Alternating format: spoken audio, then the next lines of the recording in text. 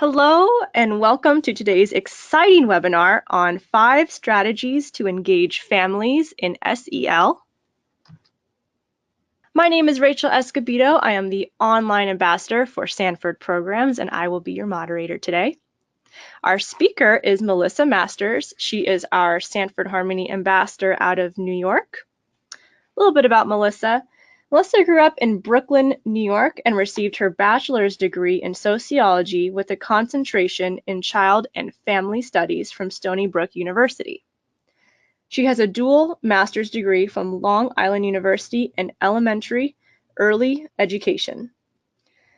She has been part of the Sanford team since 2014, and prior to that, she was working as a Head Start teacher at a preschool. Throughout her life, she has dedicated a lot of time to taking care of children, which led her on a path to become a New York City teacher. She has 5 years of teaching experience. She started off as a teaching assistant and eventually managed her own classroom in a preschool setting. She is dedicated to the social emotional development of each child and makes it her goal to make sure that each child receives the best care and that parents feel supported. Welcome, Melissa. Hi, good afternoon, everyone. Thank you all for joining. So let's jump right in. Thank you for the wonderful introduction, Rachel. Okay, so for today, I kind of want to get started with just a little opener to kind of figure out who's on the line, who's joining us today. Can you please just share in your questions box which city you are from and what is your role in your school or organization? That would be great. And I'll give you about a minute to just type that in for me. Thanks, Melissa. We have some answers coming in. We have fellow teachers from New York, Greenville, North Carolina, Henderson, Nevada, Tucson. Oh, the Bahamas. The Bahamas? Yes. Awesome. Oh my goodness. They're flooding in. Colorado, middle school counselor. Let's see. SEL counselor, Dallas, Alabama, regional child care director at the YMCA, Las Vegas, Florida, director, Mesa, Arizona, family support specialist at an elementary school, Sarasota, Florida, family advocate, East Washington, New York City school mental health consultant. My gosh, everywhere. I love it. I love it. Flooding in. PBIS coordinator. I can't get to all of them, but thank you so much, everybody. Yes, thank you. Thank you all for taking time from your busy day to join from pretty much all across America. I love it. And of course, good afternoon to all my New York City teachers. Looking forward to checking in with you soon. Thank you for taking the time to join today. I know it's literally in the middle of our workday over here in the East. Okay, so now to go over what we're going to be covering today, we're just going to first touch on why it's important to engage parents in SEL. I plan to share 5 quick strategies to pretty much get parents more involved in SEL. We'll discuss the next steps, and I will take any questions you have at the end of my presentation. So now, why is it important to engage parents in SEL? I think it's important to first address the fact that social emotional learning does not start and end in the classroom. These same strategies can be used at home. It's important to kind of acknowledge the fact that families are a child's first teacher and an essential factor in the cultivation of social and emotional competencies throughout a child's life. And so when schools and families really work together, we can build strong connections that reinforce social emotional skill development. And in order to kind of promote SEL in the classroom and at home, this means forming genuine school family partnerships. And this partnership really involves two-way communication. That's the important thing there between teachers and families and the participation of family members in students' education, both at home and in school. We want to stress to parents that education does not just stop at school. They can bring these strategies at home as well. Caregivers can really also promote SEL by reinforcing the skill development that is taking place at school. So that's why it's important to share which strategies you're doing right now in your classroom. And according to Castle Research, their research suggests that evidence-based SEL programs are really more effective when they are extended into the home. So that's kind of where we're building from today. And again, just to kind of reiterate, parents aren't just parents. Their job is not only to just give care and love to their children, but they also really have a dual role in playing in raising a self-aware, respectful child who knows how to manage his or her emotions, help them understand how do we make responsible decisions and how can we resolve conflicts non-violently. And trust me, these are things that parents are aware of and they would love to know how they can go about getting involved in this process. And we're going to help them today. So at school, here is something that you can do. You can definitely work with other members of your school community. And what I mean by that is your guidance counselor, your mental health consultants, your social workers, and your parent teacher coordinators. Take advantage of those individuals to help create a climate that supports social and emotional learning in and out of the classroom. So, as a teacher or a mental health consultant, it's really important to collaborate and really develop strong strategies. So now to kind of jump into these 5 quick strategies, the first strategy I'm going to share is how to really begin that discussion with parents and families and caregivers and how to go about setting goals for students' social emotional learning. We're also going to go over how you can share Sanford Harmony strategies that can be used at home. I'm sure most of you are already using the program. That's why you joined today. And then the third strategy I'm going to share is the importance of organizing guest speakers and overall just using your community members. A great strategy is also celebrating the diversity in your school. And the last strategy we'll go over is how to really effectively use the parent component of the Sanford Harmony program. So let's jump right in. The first strategy is how to begin the discussion and set goals. It's really important, first of all, to create a web of support. Okay. So, what that means is, first of all, when it comes to having that discussion, this means that during your parent teacher meetings, your PTO meetings, really bring up the topic of children's emotional intelligence. See where parents are at, see what they think about it, inform them that you're using a new program to help boost students' social emotional learning skills, and see, if they want to get involved, because trust me, most of them do. I present at a lot of parent teacher meetings and they love learning about what we're doing to help support their child's emotional intelligence. But also, not only that, you can really help by bringing together leaders from throughout your community to discuss ways in which your community can make the emotional health and wellness of children a priority. So that means reaching out to local businesses or organizations or different educators or even law enforcement, because here in New York City, we work very closely with the NYPD to help reduce the amount of violent incidences that happen inside, outside, or outside of school. And of course, parents have so much to bring to the table as well, and skills and ideas. So really sit them down and just have a discussion about what you're doing. What is SEL? What does that look like in the classroom? What does that look like at home? So really get them involved in the discussion. Don't be scared to bring this topic up. You might think it might be a little over their heads, but trust me, it's not. Like I shared, I've tested this out. I've presented at a lot of meetings to parents, and even if they don't really get it at first, they always come up to me and say, "Thank you so much for providing this resource to teachers because I already see the change in my child." And that's kind of what the feedback that you will receive. But now to kind of address setting goals with families, you kind of want to make sure that they first understand what goals are.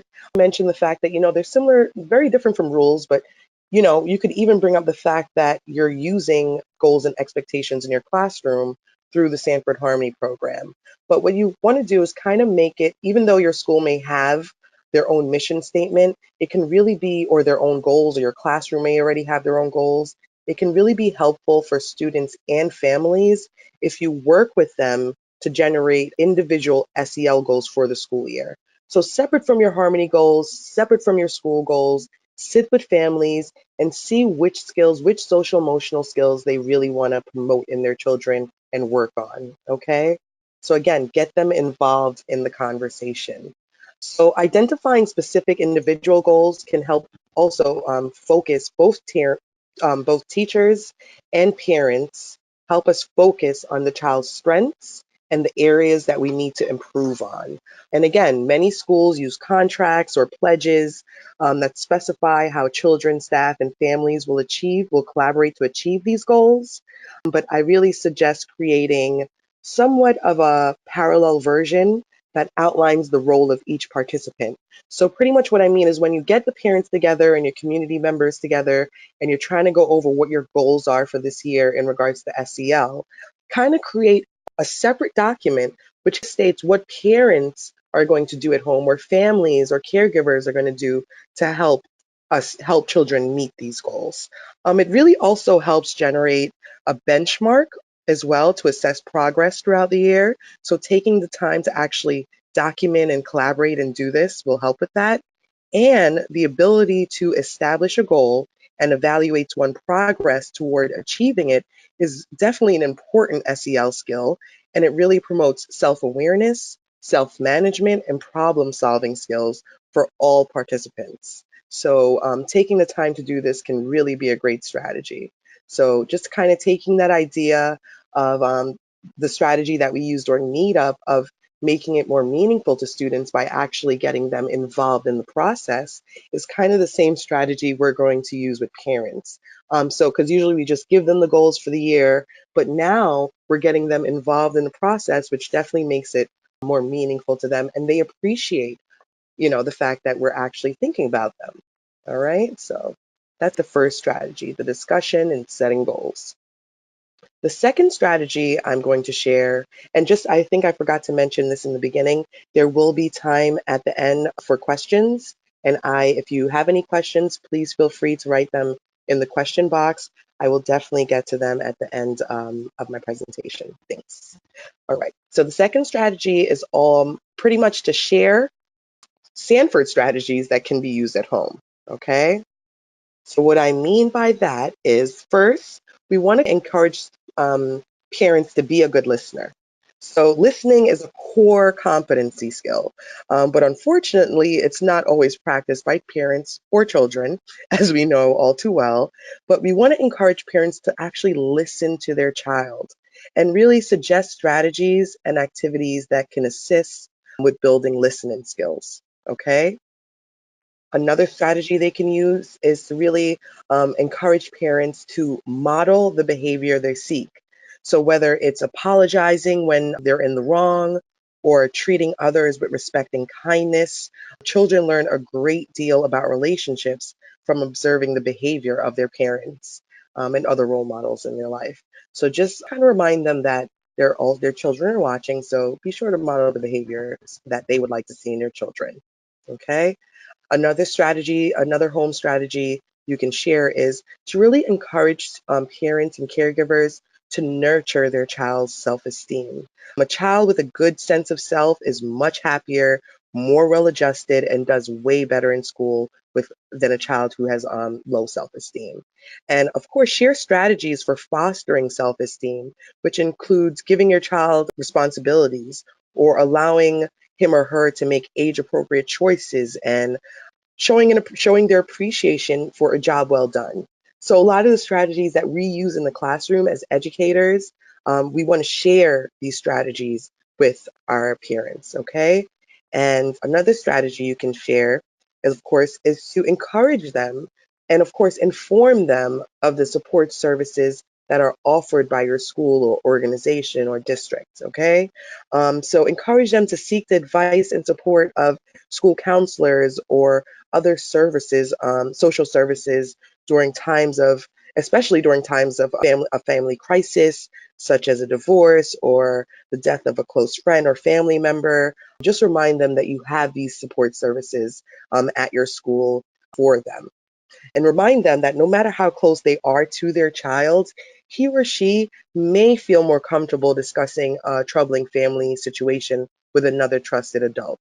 So, and again, as educators, we know this. We have children open up to us. So just remind them that, we're here to help them. And at schools, we definitely have a web of support for them. So just again, just share these quick strategies. You can do this in your weekly newsletter, your monthly newsletter, share a strategy each week, or, highlight a parent like home strategy each month, but just kind of help them. Okay. Help them so they can help you. And now the third strategy, organizing a guest speaker. So again, taking advantages of the resources and the support in your community. So you can work with your school's PTO or PTA. In New York City, I know parent coordinators, they definitely help schedule meetings with school administrators and parents. And, they love this stuff. They love scheduling time for parents to come in and to learn more. So you can work with them to identify experts within your community, okay, who can speak to parents and teachers about strategies for nurturing emotional, intelligent children. So, of course, you know, don't feel afraid to research and find other organizations that can help serve the whole family, so not just a child. And of course, Sanford Harmony does that. So if you're not implementing Sanford Harmony, definitely reach out because we'd be more than happy to come to your PTO, PTA meeting to share some of these strategies. The fourth strategy is celebrating the wonderful diversity in our schools. Okay. We definitely want to work with our parents and school staff, try to organize programs and events to celebrate and honor the many cultures in your school community, whether it's bringing in food from their different cultures and having time to sit, because we do this usually with students. But what I'm saying is invite parents to come as well, sit, eat, celebrate that diversity, have them share, different things about their cultures or families or home life, organize events or workshops for children and, just really take advantage of what parents and school staff can really bring to the table. Okay. Work with your mental health consultants to see if they have any ideas as well. Just really, you know, celebrating that diversity. Cultural events. I know in New York City, we do so many things. When it's time for Chinese New Year, there are a bunch of events going on in schools. Even last week for Mother's Day, there was a bunch of presentations and special performances that were held for mothers. So, really just getting parents more involved in school, okay? And encouraging them to share more about their culture. That is key. And the last strategy I really want to share, if you don't know about it, you definitely want to knock the dust off your Sanford Harmony lesson manual, but it is in there. We actually already have a parent component specifically tailored for Sanford Harmony users. So this is what it looks like. Our homeschool connection component, first it informs parents what is being discussed, okay? What strategies are we working on right now? So you'll see here our very first lesson kind of gets them, again, gets that discussion going. Our class is discussing what it means to be a good friend and why it's important to get to know one another. We're playing games that give everyone a chance to share and learn about one another. And then right here is where you'll see it says, ask your child if they were greeted by anyone when they arrived at school today and what they said to each other. Ask your child if they played with anyone new today and what they did together. So really getting parents involved in the discussion and in the end, you're also working on their social emotional learning skills because they're learning with your child. Okay. And you can see over here in lesson 1.3, where it's all about learning about diversity, it lets parents know that your class is discussing the many ways in which each person in your class has a unique characteristics and strengths, and how we can learn and try many things, new things with one another. And then it has them ask their child what diversity means. So this lesson did not just end in the classroom. We're promoting diversity at home by asking parents to continue this conversation. And then it says, ask your child what they're good at or what makes them proud. So there we are working on their self esteem. So I think this is just a wonderful resource for making that homeschool connection. And I really wanted to highlight this. And then last but not least, it says, ask your child if something new was learned or if they tried something new at school this week and if it was shared with someone else. Okay, so really, taking the time to help your child realize that they're unique, and what are their strengths and what can they teach someone else. So I just think that, this homeschool connection letter can really help not only inform parents about what's going on in the school and keeping them in the conversation, but you can take it a step further. You can actually focus or kind of build your PTO or PTA meeting pretty much around each of these sections. You can have a focus, your meeting, when you call your parent teacher meeting, you can actually just focus on the importance of getting to know one another. So, kind of, really promoting these skills among your parents as well, and then they can take that strategy home. So, really kind of, getting them involved in the process. So to go over, summarize and go over next steps, I just want to again reiterate that it's very important to engage parents in SEL, keep them informed of what you're doing in your schools, the lessons you're covering. If you're reading stories about Z, definitely let them know who Z is and what the stories are all about. They love it. Feedback is they love Z. They love the stories. Of course, share the 5 strategies, a few strategies they can use at home.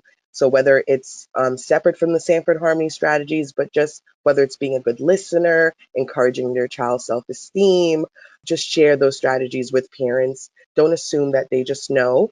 Of course, use the parent component of the Sanford Harmony program. It's literally laid out for you.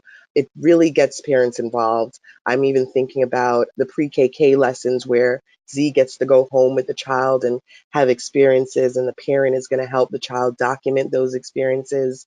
So it really does get that parent engagement up. And of course, if you don't know, we do have the Sanford Harmony app available on iPads and tablets. It's not just for teachers and students, but parents can access the storybooks through the student portal as well. So it's there for them. They can read the stories and reinforce those skills that we're working on in the classroom. Because again, SEL does not stop in the classroom. It's something that has to be done at home as well.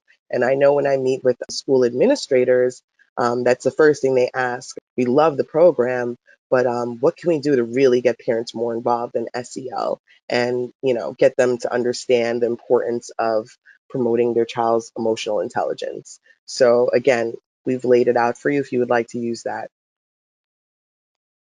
And then we'll jump on over to see if you guys have any questions.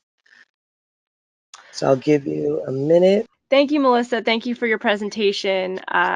Let's go ahead and jump right into Q&A. We have some questions already. Our first question is, my school is still new to SEL. Where should I begin with implementing SEL, and should we involve parents early on? I think if you're just starting out, I guess addressing student social emotional needs in your schools, first, I really suggest doing the research. So, for instance, just referring to Castle, um, and just kind of figuring out what SEL is and what that will look like in your schools. So, I think I usually tell my schools to set a goal. So, what is your goal? Okay, what is your goal for SEL? Is it to increase empathy? Would you like to reduce the bullying or aggression in your school? Find a goal and then find a strategy. And again, you don't have to do this on your own. Collaborate with parents, they're a resource as well. Collaborate with your guidance counselors, your teachers. Really have, a school, a team meeting to come up with goals for your schools and then find strategies or program like the Sanford Harmony program to help you meet those goals. Okay. And again, I think, finding a really well-rounded program or approach that considers that peering component. Because sometimes that's absent from, uh, certain suggestions. So just keep that in mind that when you are coming up with goals for SEL and for your students, also keep in mind what that looks like for parents and how you can extend that out of the classroom. And again, get everyone involved. Your mental health consultants, your guidance counselors, they're a great resource and a great person if you're a teacher to touch base with to discuss what that looks like in your classroom. Because the reality is, this was really something that we always said. I'm a teacher. We always said, this is something the guidance counselor is going to handle. By now, we all know that the counselor cannot do it on their own. So we have to find strategies that we can do as educators in the classroom, and we have to find strategies that parents can do at home. So again, I suggest first doing your research, finding out exactly what that means, what is SEL, what does that look like in the classroom, and then from there, developing a strategy and setting goals. Thank you for the question. Thanks, Melissa. Our next question. What are a few specific behavior management techniques you've used in the classroom that support SEL? I'd like our teachers to move away from the red, green, yellow color chart system that is typically used for behavior management.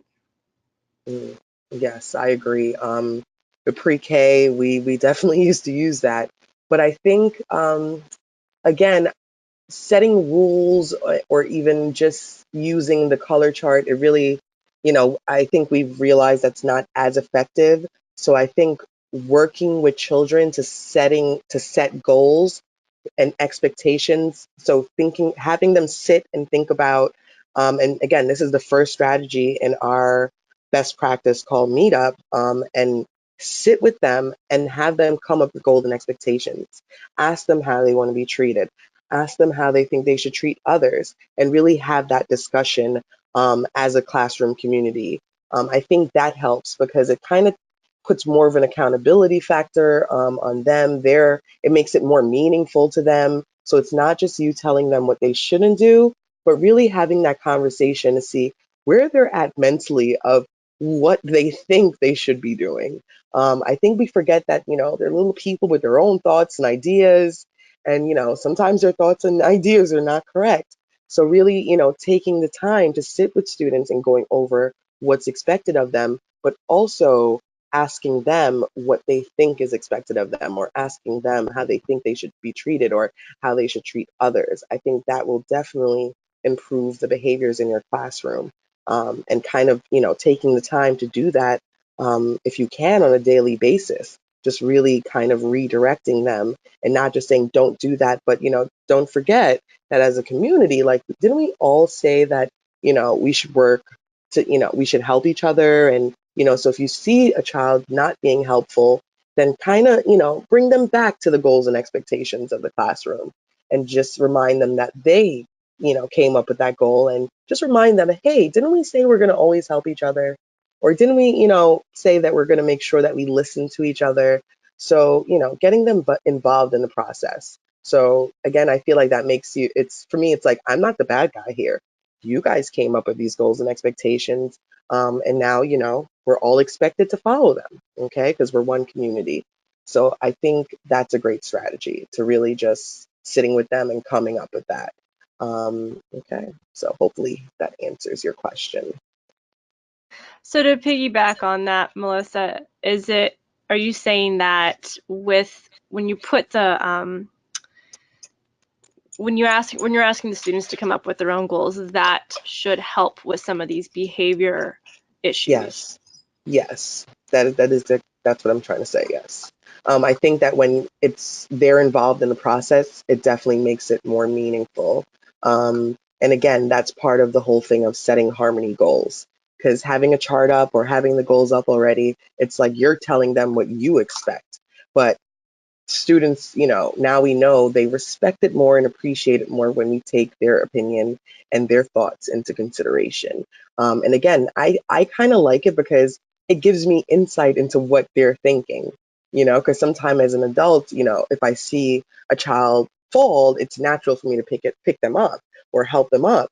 But then when I see a child who will see their buddy just fall on the floor and they stare at them, having these discussions kind of gives me insight into their thinking because they might say everyone should help themselves, you know, and then I can help kind of, have that discussion, or we as a classroom community can have that discussion. Well, what does it mean to help one another, and when should we help one another, and really go over kind of the basics, because the reality is, like, in regards to behavioral issues, it seems, right now, certain things we really do have to explain and really have to have students practice these strategies, which is probably not something we had to do in the past, but we just have to, be aware of what's actually happening in our classroom and address it and find ways that can work. And I think really sitting with them to problem solve is really a great way to do it. So when something happens, come together as a community and discuss it.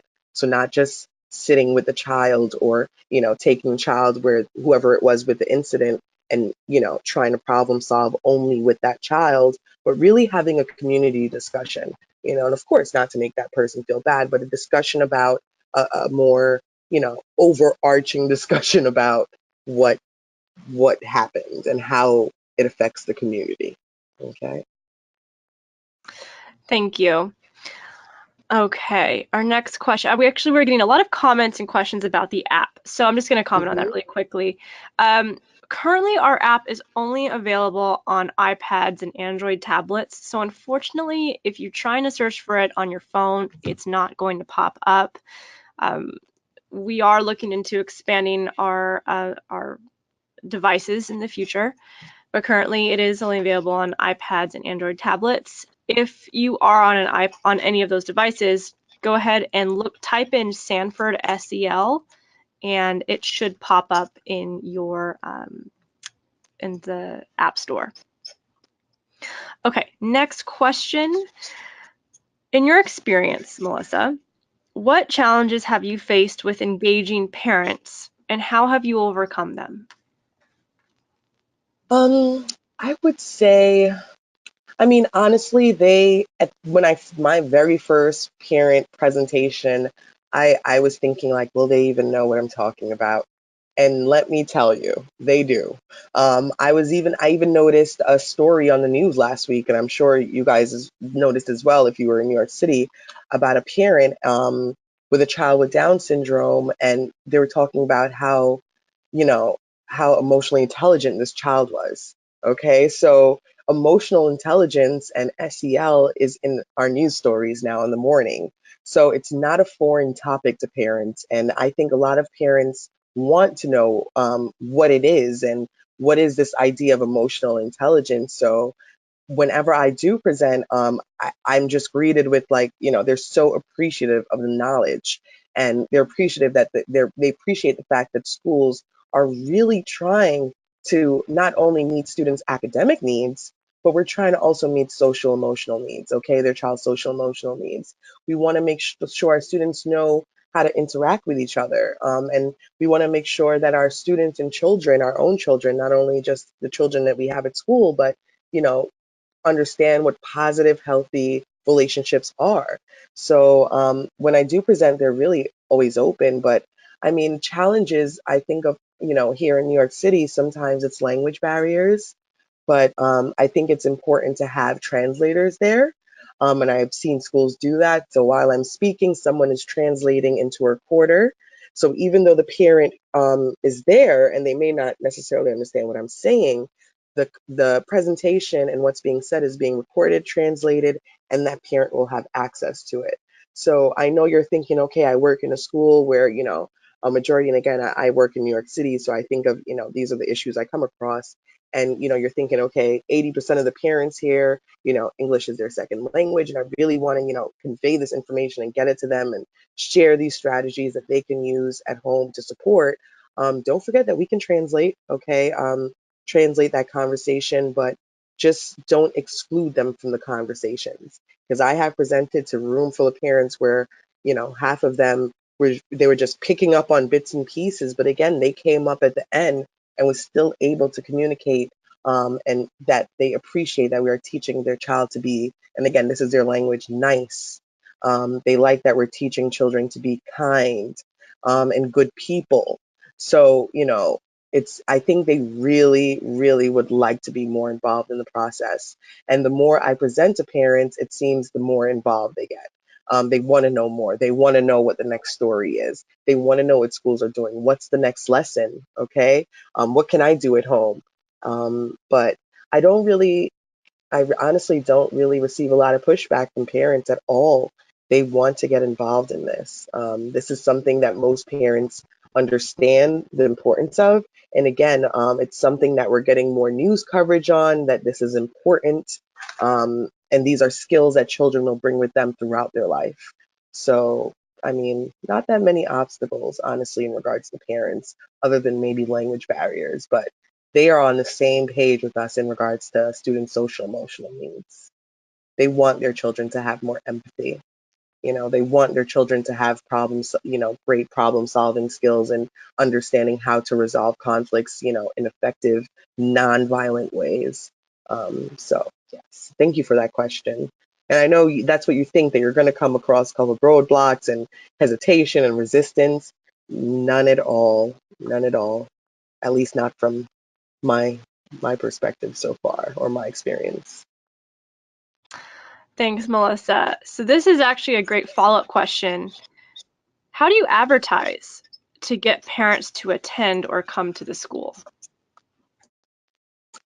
Well, the newsletter, definitely, and not just the physical newsletter. I've noticed schools where they use a lot of outreach strategies, they have more return out. So whether it's posting it on eChalk and the school's, the NYC website, their school page, they share it everywhere. And again, I think it's really important to uh, just promote what you're doing. So if again, when I said celebrating diversity, so if you're having a cultural dinner where we're going to learn about students' different backgrounds and their the main food for their country or whatever it is, really promote that activity. Don't just send that letter home one time. If you even think about this webinar, we did not just send one invitation. We send a few invitations. Okay, so remind them they're busy, they're working. Just, explain to them why it's so important. So not just saying, hey, we're having this event to talk about SEL, put it into, simple language. Just say, we're working on students, not even emotional intelligence. We want to really focus on how do we teach students to be more empathetic, kind, helpful, and we would love to get your feedback on this topic. So, putting it into a way where a parent would understand and appreciate what's going to be discussed, I think that will help them show up. So I would not, send out a newsletter saying, please attend our next parent teacher conference. We're going to be discussing SEL. You have to think about that background knowledge. So I would send a newsletter saying, hey, we're going to have this, meeting to go over how we're going to meet students with social emotional needs, but then explain what that means. We're going to be using this program, which uses storybooks to promote, diversity and inclusion, or problem solving or communication skills, and we would love for you to come learn more about that and see how you can get involved in the process. So really just breaking it down for them. And again, I like that idea of kind of having a skill or topic for each meeting, pertaining to students' social emotional learning skills. So even just making those meetings a little bit more meaningful. But yeah, I think sharing it repeatedly, I think that works for parents. One time is not enough. And again, we have that newsletter already available for you, in the Sanford Harmony program. You can literally just cut and paste, and they know what's being discussed. But I think having them come in to extend that conversation really is where it's at. So not just sending that newsletter home, but also having that conversation in schools. And that just, it's going to be a beautiful conversation. Trust me on that. So even if you just have that one newsletter, that one topic about getting to know each other, You can have a parent teacher meeting about the importance of getting to know each other or celebrating diversity and what that means. What does that look like? Okay, so I think that's a great strategy to use. So advertise, advertise, advertise. Promote your event. When the parents are dropping off the kids, remind them to come. But again, I think using that language of why you're doing this and what it means, that is key. When I present to parents, I'm not presenting in the same way I would to a school leadership team. I'm presenting as someone who wants to help their child be a better person. Okay, so I think it's good to kind of approach them through that perspective and that scope. Thanks, Melissa. All right, we have another question here, and I think I can actually answer this one. Mhm.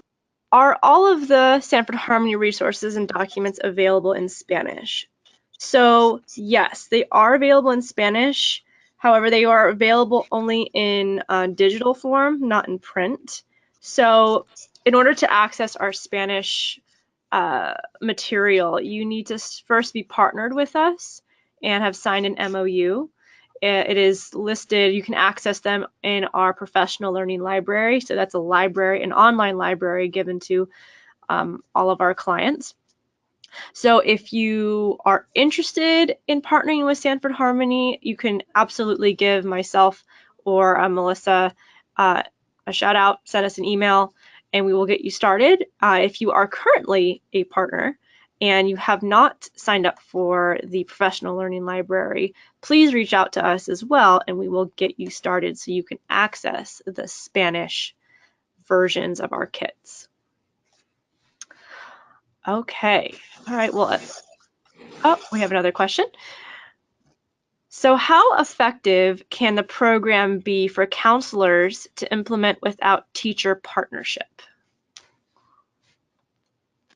I would say, I mean, I had schools that started off with just the counselor implementing, and I must say they were not able to sustain the program as well as other schools where the teachers were implementing the program.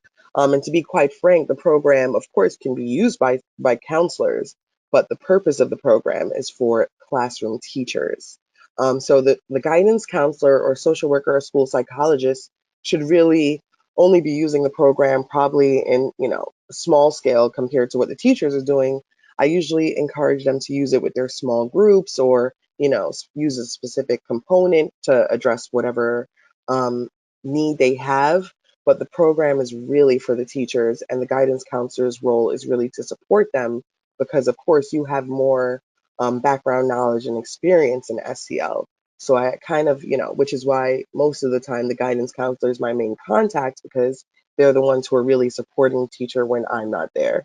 But I think, again, just really push if you're a guidance counselor, if you're a principal, that this is really for the teachers. This is a resource for the teacher. That's why the program was developed. It's quick strategies for the teacher, buddying up students. And I just want to share, by the way, when I do present to parents, I have them try out the activities and they love it.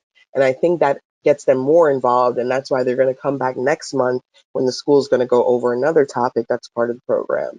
But having them buddy up and having that experience helps them understand what you're doing and why you're doing it. Okay. But again, the program is really for the teachers. So it can work, of course. But if the guidance counselor is using it, it's in collaboration with the teacher. They should really have an implementation plan so nothing is redundant. You wouldn't want to read the story with the class and then have the teacher read the same story.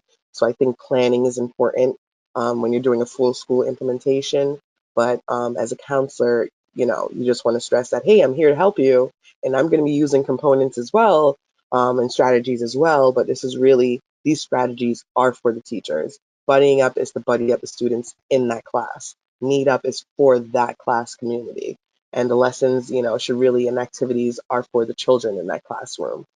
So of course, it's a great resource for counselors, but it wasn't necessarily designed for the counselors. So